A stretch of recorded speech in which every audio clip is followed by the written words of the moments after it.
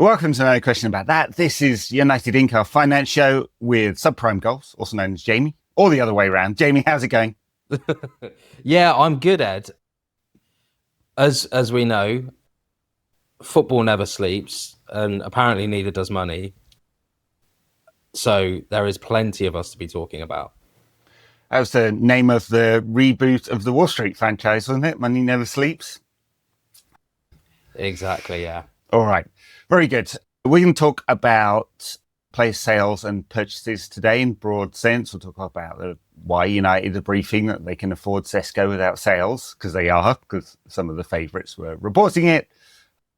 What sales look like. So the economics of United freezing out these players. Does it matter? What if one of the famous five stays?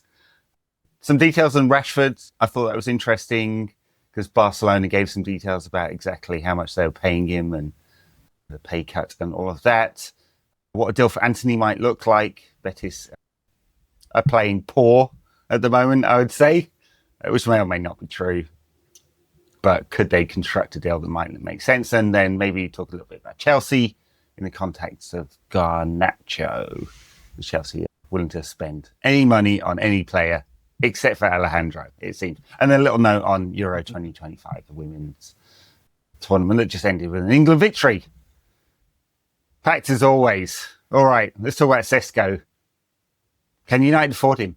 Can they? Well, I mean, I've been, maybe mischievous is the wrong word, but postulating after I saw the reports about, no player sale being needed. Now, I think, look, we've talked about the value of certain players that we've been buying and how it's potentially like somewhat on the rich end. I think it's probably also, it's worth starting with that same point for Sesko. Like a bit like Højlund, you're still buying a little bit of potential, arguably de-risk because of Christopher Vivell's influence. But how might a deal be funded? Well, Leipzig, it's reported that, they need to sell some players to balance the books. So it's why Sesko and Xavi Simons have been touted as players that could leave.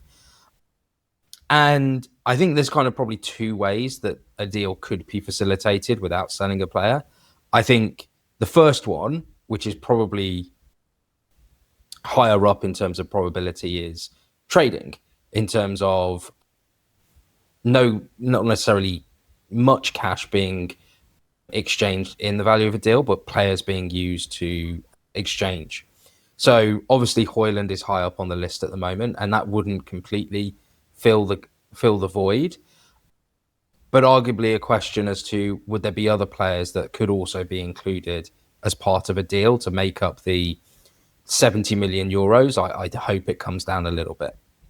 Yeah. The second one, which is a little bit more theoretical and somewhat related by timing at the moment, is, we've got obviously the new training complex that is opening, I think, in a week or so, once the players return from the US tour.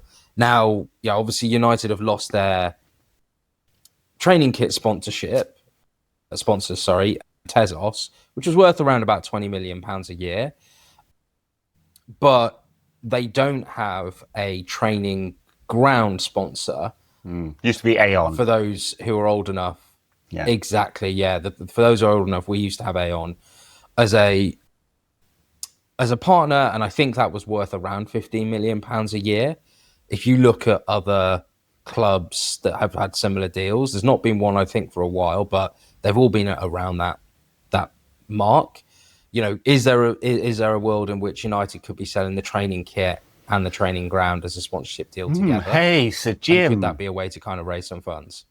Any thinking on this one? Could Sir Jim come in here? I mean, given that, I know it's cheeky, but given that there are benchmarks here, a related party deal with INEOS, Grenadiers, if you want to, or whatever sub-brand, at 35 million for the two of them would be very easy to justify, of course, because there's already a benchmark, and that's what you need in the Premier League rules, effectively. You may need really detailed benchmarks for complex deals if you're Manchester City, or very simple ones if you've already done the deal. Yeah. It's it is an interesting world in which we've seen actually several clubs over the last couple of years without front of shirt sponsorships. Chelsea have been bouncing around. They had a very short term one at the end of last year. Looks like they've got a longer term one. They had a deal with a company that basically didn't exist in Infinite Athlete. It was very odd, very, very odd. And Nottingham Forest didn't have a shirt sponsor. Some kits look weird without a sponsor. Theirs looked very good.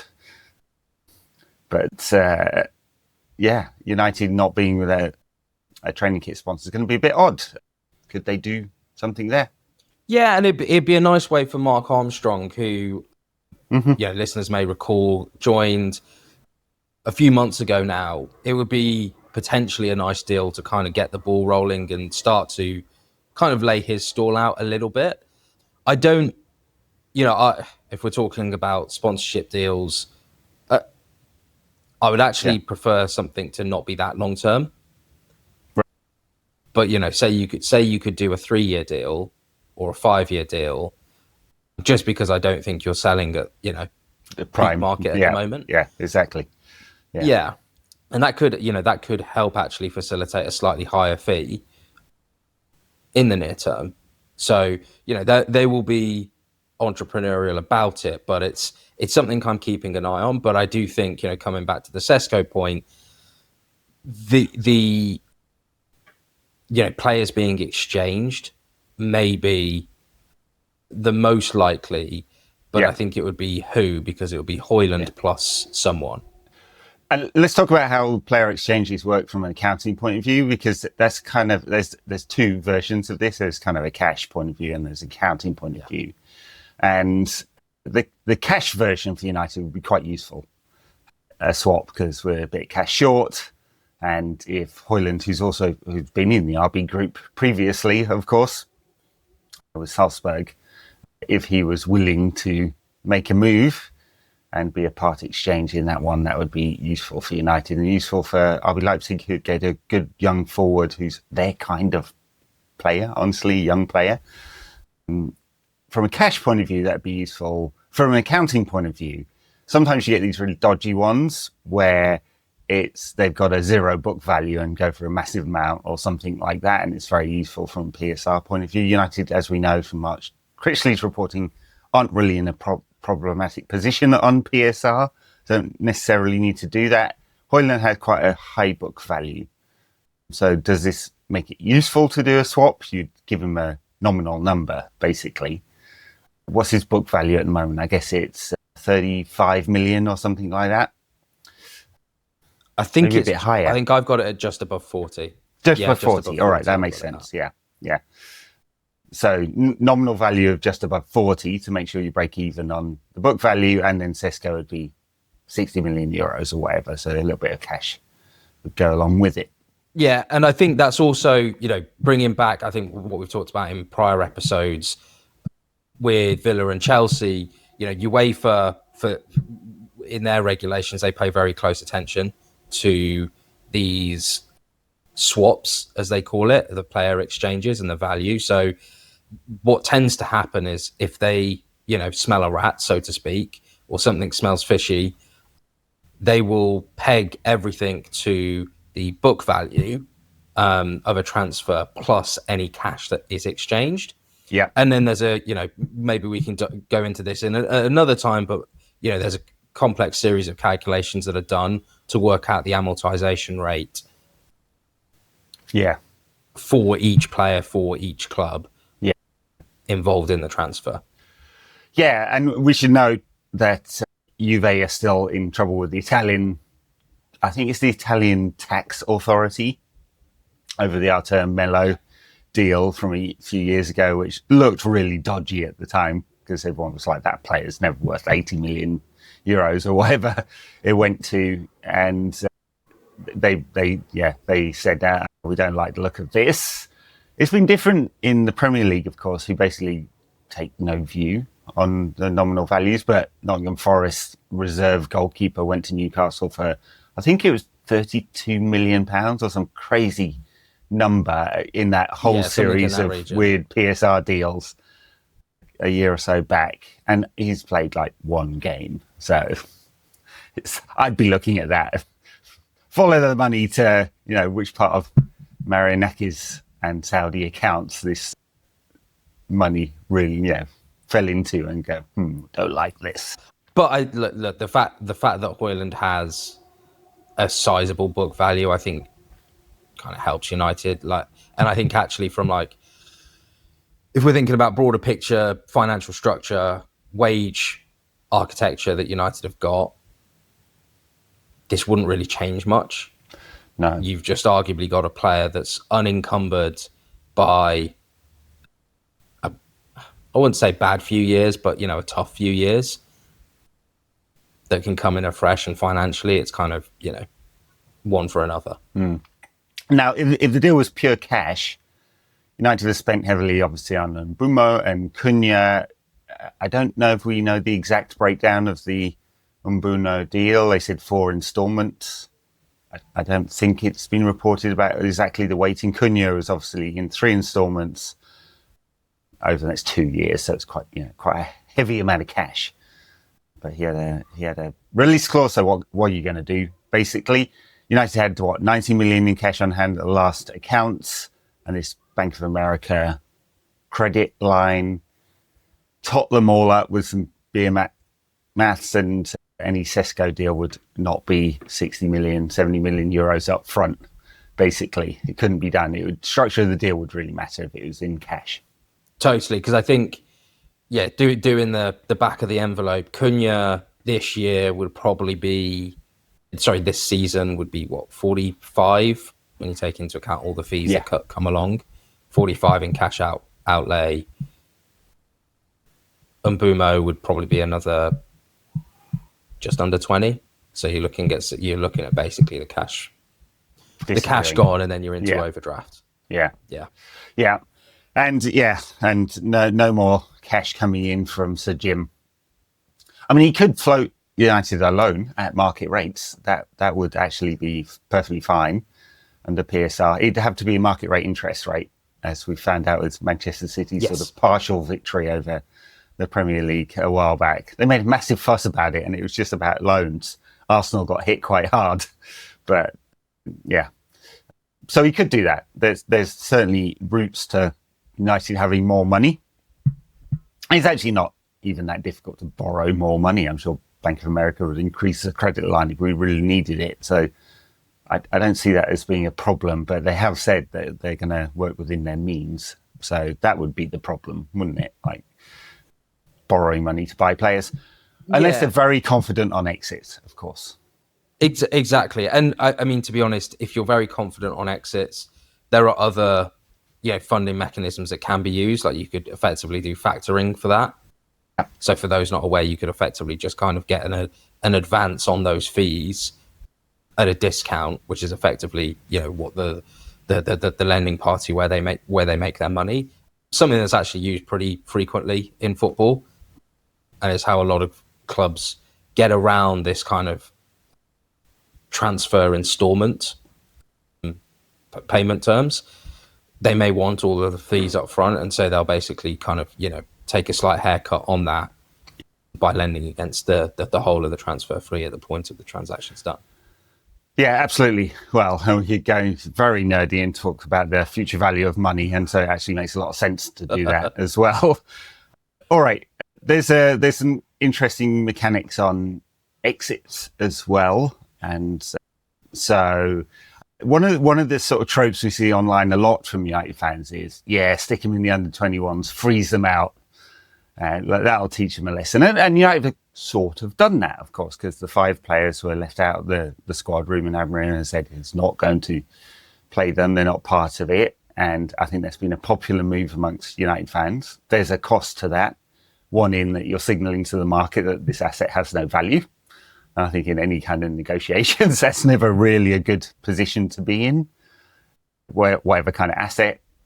Did that factor into Rashford's eventual fee and loan to Barcelona? I don't know. Everyone's known we're desperate to get rid for a long time.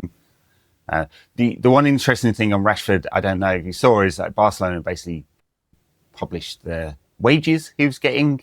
He took a 15% discount on his United wages. And then if you add that all up, he would have been earning about £260,000 a week. That's counting the 25% discount or non-bonus from not being in the Champions League. So it gave you kind of benchmark. So I think some of the numbers that had been floating around from some of the papers that he earns 400 grand a week or whatever have proven to not be correct. He's still on a massive wage, which will tell us how much United's saving on that massive wage. Yeah, and we talked about it a few episodes ago. Like, you saw it in the third quarter results, right? There was about, I think, a 6-7 million saving in one quarter alone from Rashford's wages. And I do think, look, I think there's a strategic point, which I think you've touched upon, which is, putting the onus on players to move on. And I think kind of regaining, I think, some poise in how United operate and not necessarily succumbing to player power, which, I think is important, and making decisions for the long term. I think on the negotiating point, like, I hear everything that people say in terms of it does put us in a weaker position. It makes it harder to sell and generate significant fees. I also think there's a pragmatism to it, which is, look, the reality is, no matter which way this would have been done, I think it would have been hard to fetch a big fee for any of the players. Probably the peak time to sell Rashford, if you were going to, was a couple of years ago. Well, I think we're so far beyond that point. They're probably just being pragmatic about it. And, if you put some of these players in the context of the broader football market, there are other players on that, that are out there that probably need to be moved on from big clubs that are on big wages. Jack Grealish is a prime example. City paid £100 million for him, put him on a big contract, I think around about £300,000 a week. He's going to be costing them probably 45 million a year, split evenly between amortization and wages. I think there's reports that he's on the market for 40 million pounds. In that context, put a Rashford up versus Grealish. Everyone will have their views about the players, but if I'm a buying club, well, okay, neither player are at their peak. Rashford has probably shown to have higher potential peaks than certainly someone higher like output. Grealish. Yeah, exactly. And so I think it's a pretty sensible position that United have kind of put Rashford in the market at. Like, yes, we know that the club probably could, and argument whether they should be better sellers. But I think the reality is sorting out the wage structure, getting, the makeup of the team how they want it, probably a higher priority at the moment. Yeah. No, I do agree with that. I mean, I don't think it's a great position, really. I mean, I've been in a position where, organisation I worked for, I structured a purchase of a bunch of toxic assets. That was not awesome. Well, for anyone on that side of the deal. So it's not really a great position to be desperate sellers, for sure. And I think we'll see with Garnacho that Chelsea are playing hardball, and this may go right up to the end of the window. We'll see on that one, right? If they really are the most serious purchasers here. On Rashford, I think everyone knew it was time. Whether you like the player or hate the player, my mentions on any platform, Spotify, YouTube, would tell me that a very large percentage of people hate the player. It's a different story. I did a whole pod about Rashford, and my long read a couple of weeks ago was about him. So if you want my view, you can go there. It's complex. But on the financial thing, yes, just moving him on and sorting the top end of the wage structure out will help balance things out financially, whatever. Like, we'd have loved £100 million fee, big wages, very limited market, makes it more difficult. We'll see how he does at Barcelona. He looks good right now. Yeah, he's looked very trim and fit over the summer break. He performed very well the other day. We'll see over the course of the season whether that encourages Barcelona to take up that option. Whether they can afford it is probably the more serious point. I think, yeah, Garnacho is the one that's kind of interesting, really, because the benchmark is Noni Madueke, Anthony Elanga, Jamie Gittins, all these wide players that are going for the £50 million region-ish. Garnacho's numbers are quite a lot better than Gittins, I'd say. Worse than Elanga's last season, but not if you take a 3-year view on it. And I think everyone, even those people who don't like Garnacho's attitude, whatever that is, would say he's got a higher potential than Elanga. So that should be the ballpark, shouldn't it, really? Oh, totally. And look, he also has more experience than a lot of those players. He's been in environments, he's been in a pressure situation. Yes, you can take the view about his mentality, attitude, etc. But the reality is, versus those players that you mentioned, he has been around the block a little bit more, and so is a bit more streetwise, or you would hope. And look, I think why are Chelsea playing hardball? Well, I did a piece on them and their finances post the UEFA fines, which were some of the biggest that UEFA have ever done. Yeah. The brief TLDR is, in 2 years' time, Chelsea need to be in a position where their losses are only €5 million. I think they've got a lot of headroom for that. The big thing for them, though, is there's something called a list A, which is what, it's a list of players that you submit to UEFA, which are kind of like, here are the players that we want to put into the Champions League.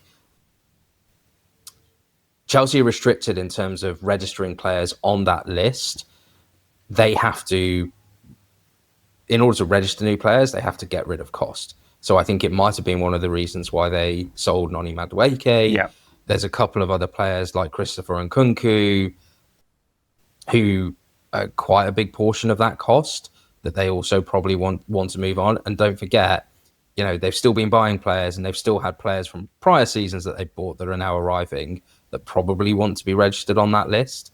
So they really need to be making, I think, somewhere between 50 and 70 million of savings.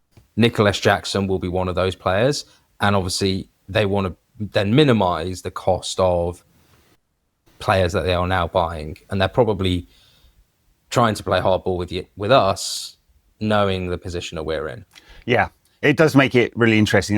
They're keen sellers for Nicholas Jackson, despite the repeated briefings that they value him at 80, 100, cost of a GDP of a small country, whatever it is.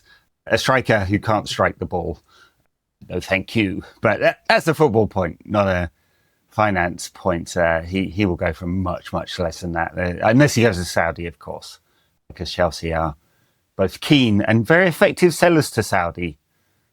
Conspiracy theorists, pick your conspiracy theory on that one. I was going to say, Anthony, do you know why, Ed? I do know why. I do know why.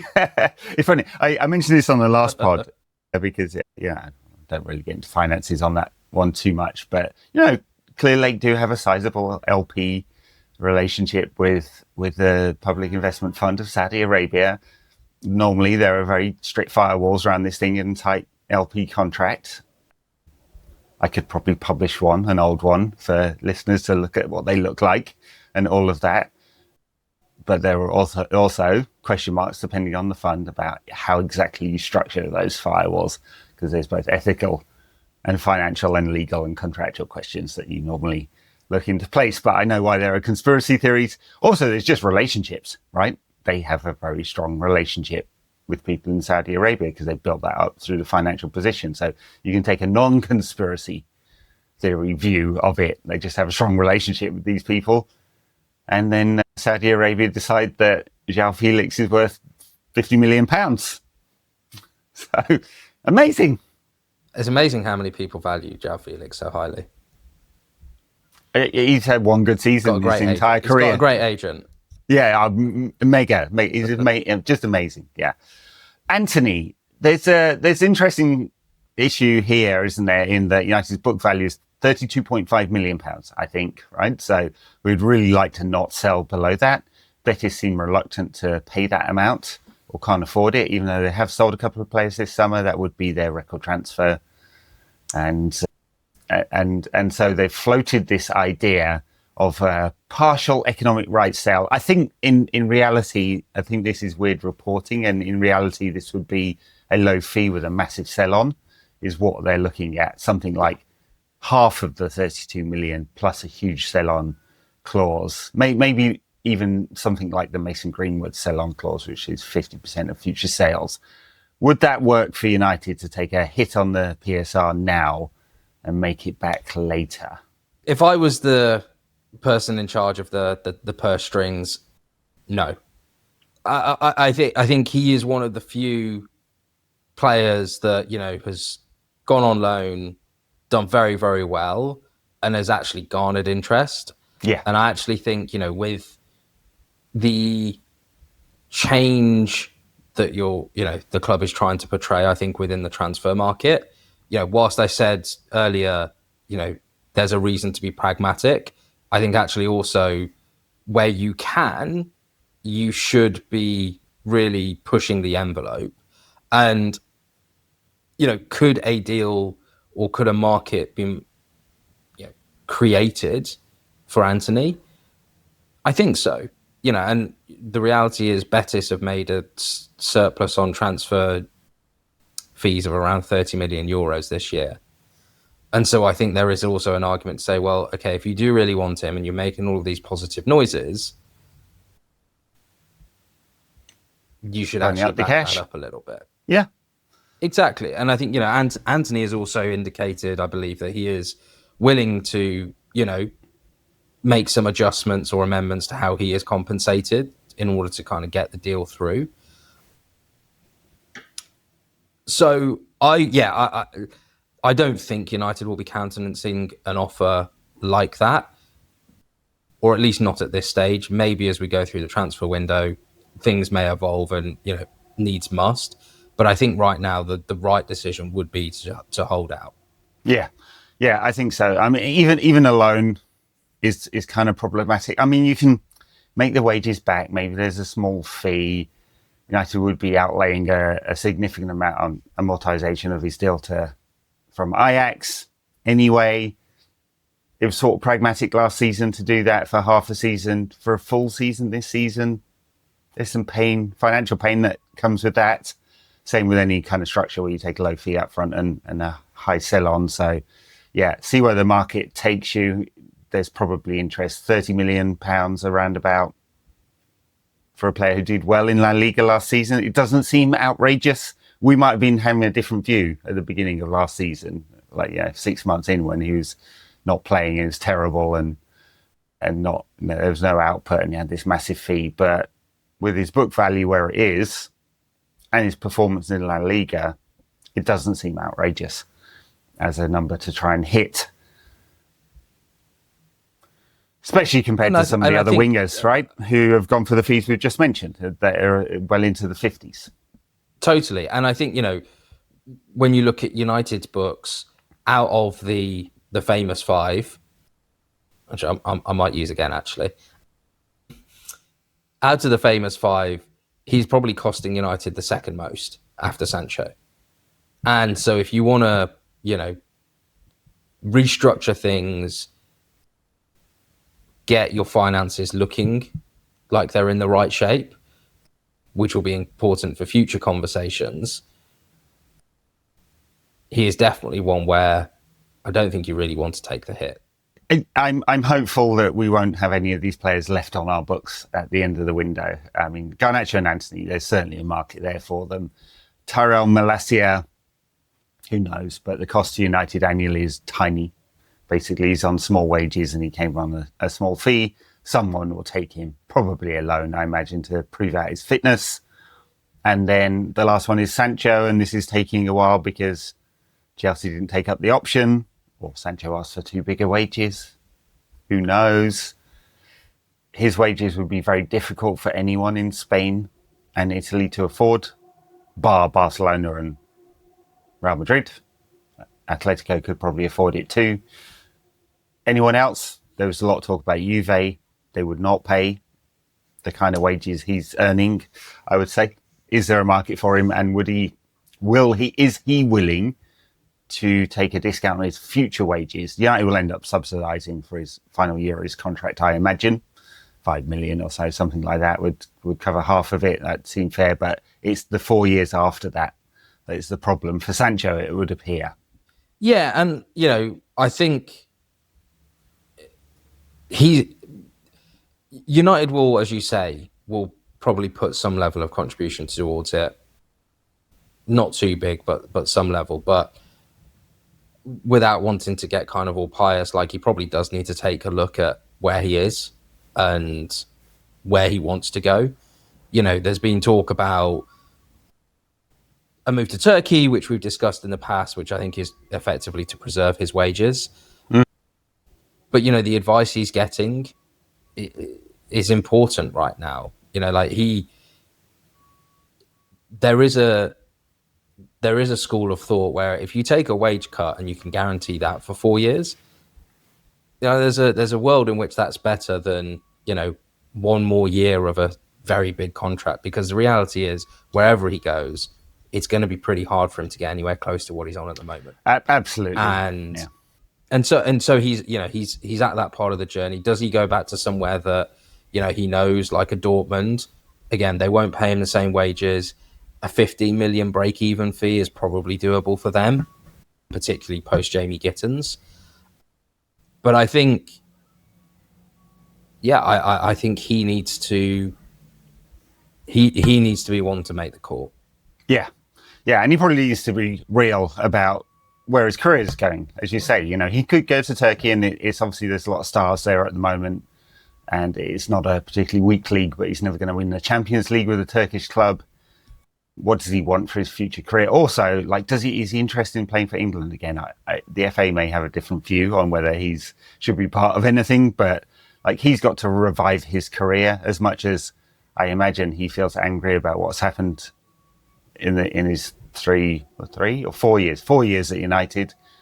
He's got to have some level of self-reflection too about where he's at right now after that period of lack of success. While we're on Turkey, Victor Osimhen, that has been done. I know we talked about him before, but I think Fabrizio Romano tweeted out the numbers, or was it Ben Jacobs, right? So 21 million netto, or the breakdown is 15 million net annual wages, 5 million on image rights, and 1 million bonus for each year. He's loyalty bonus. The image rights weren't clear that it was annual, but I think it is. It's normally annualized. That might go into a company, but Turkey has this weird flat rate tax structure, which is 20%, but you also get a rebate, so it can make it effectively 15% flat rate tax. I tweeted this out without giving any context. It confused people quite a lot. If you translate that to the UK, now, the higher rate tax rate is 45% in the UK, but then it's obviously tiered depending on where you are. There's also national insurance contributions. I made an assumption that there was a marginal tax rate of 47%. It's really beer maths. I did it in my head. I was like, yeah, this feels about right to me. If it is, move it up or down depending on what you believe. The gross annual amount to a Premier League club for him would be 33.7 million, or £647,000 a week, right? That may be a few thousand out here or there, right? But just gives you a kind of benchmark of how difficult it would have been for a Premier League club to match that kind of level of wages because of the tax structure. I think we talked about it as well in the context of Sancho, it makes it basically impossible. Yeah. And it is a reason why players move to Turkey. Leroy Sané is another one that's moved this summer, and it's been happening for a number of years. It was actually a mechanism in terms of how Italy used to attract some players kind of post their demise in the 2010s, yes. I think. They had a similar tax break system that ended, I think, in 2023. And it's why players continue to go to Turkey. It is an advantageous system for them. Yeah, Yeah, absolutely. Yeah. I mean, the level of the league overall may not be as strong, but yeah, top players will be attracted by top salaries, of course, and it's a stronger league than Saudi. So, and now you can decide whether that's good for Osimhen. He's a great player. Would have loved to have seen him in the Premier League, especially at United. If you could construct, we could have afforded it if it wasn't like this. If you could construct the perfect number 9 for United, he would be it. IMO and all of that, just not on those numbers. All right. Yeah. I think that's true with the transfers. Euro 2025. Congratulations once again to England women. I like saying that because it really triggers people. I just don't. Why successful women? Why would that trigger you unless you have a tiny, tiny cock? I just don't understand it. But it's fantastic women's side. Thomas Tuchel will be looking at that, and can he match what Sarina Wiegman has achieved? Which again, you'd have to say she's one of the greatest coaches of all time. 5 national team finals in a row. But let's look at the revenues and the money. Just under 130 million was generated. This is thanks to Swiss Ramble, who did the breakdown. So that's the top line revenues. That has grown, for comparison, since Euro 2017, where the revenues were just over 10 million. A massive growth in the game. You can also look at the WSL and massive growth in revenues, both in ticketing, with some really big attendances at some grounds, and the TV contract. So huge growth in this market, but also some losses to go with that at Euro 2025, associated with prize money, like training fees and stuff like that as well, to put this tournament on in Switzerland. First on the football, as you say, it's an incredible achievement. And I don't know, maybe Thomas should be speaking to Sarina for any tips on how to, create a great team culture, team environment, because I think definitely in international football, that's one of the things that really does move the needle more than, anything else. Obviously, you need great players. But I think the finances are incredibly interesting. And for anyone that hasn't read the Swiss Rambles breakdown, I think it's very much worth doing. It's been kindly enough to not be under a paywall, this one. But it looks like the hallmarks of obviously great revenue growth, but also investments going on at the same time to continue to drive the growth, which I do think it's exactly the right thing. Yeah, it's exactly the right thing to do. Yeah, they're not trying to squeeze it too hard yet.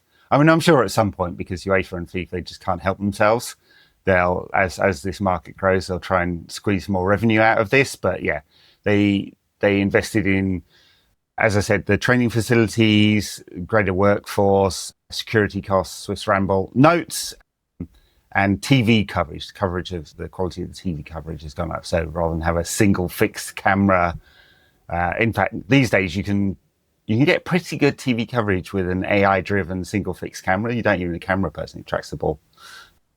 And so they haven't done any of that. They went to premium stuff, so multiple cameras, full production values. You noticed as well, I think, some really good coverage on BBC and ITV of this tournament.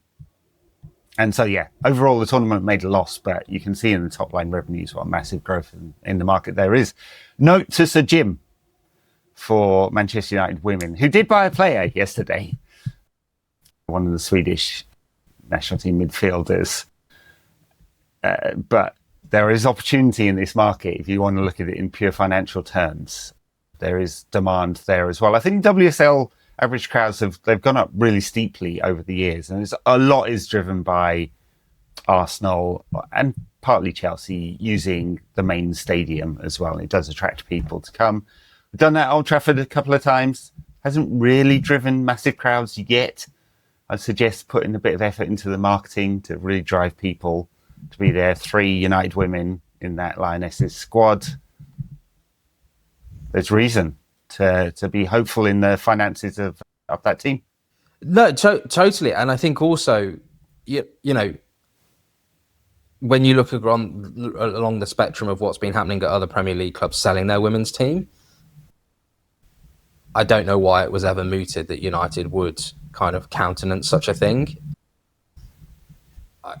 This is, I think, more reason than ever to not do that. Mm-hmm. You know, if you think about the culture of the club, what the club stands for, their heritage, actually having full ownership of that and being able to drive that in the way that you want, I think is a really meaningful and important factor. You know, there will be some clubs that do need some outside influence and help to drive things. The reality is, in my eyes, there is a pool of Manchester United where they will always be at the table or around the table. So it will be interesting to see, I think. And I think actually some of this is dependent on the performance of the men's team over the next couple of years, right? Like, if we can get to a position where the men's first team is back in the Champions League consistently, back to generating a profit, can the team be used to subsidise the women's and actually be a driving force within that investment in the game? Yeah. Then I think we're in a good position. And the subsidy is to improve I think this is an important point, actually, right? You know, it's both an ethical point, but also a financial point. It's to improve the quality of the facilities, the quality of the team, the amount of coaches you get, because there's a real growth opportunity, not just because we want to subsidize it, right? So I got into a back and forth with a Manchester City fan who's like, I'd rather have cheaper ticket prices to go and see the men than subsidize this women's team. Manchester City women, if you look at their accounts, is subsidized to about the tune of 1.2 million a year. Now, you could construct a world in which it's more because they built a new stadium and there's some portion of sponsorship that is allocated. You can argue whether that's the right portion that is allocated, and so on and so on and so on. But it's about 1.2 million a season. That equates to a subsidy per ticket of about £1.45. So to that Manchester City fan, I told him at the time, I will pay that for him if he stops being a twat on the internet. But like, just beyond that stupid glib point, it's not massive amounts of subsidies yet, right? So, and maybe never will do if we're talking about growth of this as a market for both fans going and TV broadcast contracts, which have gone up pretty sharply. And I suspect interest after another England win will increase once again. Yeah, and if you just think about big picture, what's the plan at United? There's a lot of infrastructure that is either being built or is going to be built. And if you can, for a time being, subsidize a team such that it generates an interest where you can have a stadium that is full, 100,000 people for both men's and women's. Absolutely. Yeah. That is an investment that is worthwhile. And it is it's something I don't think people picked up on it at the time, but slowly people are getting there. You know, like Omar Barada talks about how the women's team might play there. He did. We now also heard that, you know, it's potentially a venue for a bid for, I think it's the Euros, if not the World Cup, the Women's World Cup, which, you know, may also have funding implications as well. But, you know, if United can have a 100,000 seat stadium, the only one that's full 100% capacity for men and women's, I think that's a pretty good place to be. Yeah, absolutely. And perfectly possible, right? Arsenal regularly fill their stadium. Barcelona women, Barcelona feminine fill the new camp as well. So there is demand there, and take it seriously, Sir Jim, and you've got a really huge asset on your hands. Very good. I think we might have gone through our agenda, Jamie. Is that the first time ever? Sticking to plan. Sticking to plan. Yeah, sort of. So I'm very bad at that. I to peek behind the curtain, I paid some guy to help me build my strategy on YouTube, because I was like, it's good content. Why is this not doing better? Like, will this ever find a market? And he was like, yeah, you you're doing this long form stuff, and YouTube are taking long form content more seriously now, especially live. We could do this live one day, Jamie. That'd be interesting with live questions. And I'd love shorts. That'd be great. That'd be great. Why not? Let's do it. But what's in the middle? He was like, break your content up into sections. I was like, well, it's all a bit free form, isn't it? The conversation was like, have you heard of an agenda? So here we go. We had an agenda and we stuck to it. If I find time, I may break this up into sections. Thank you very much. Nice one. Thanks a lot, Ed, and looking forward to the next one. All right. Bye now.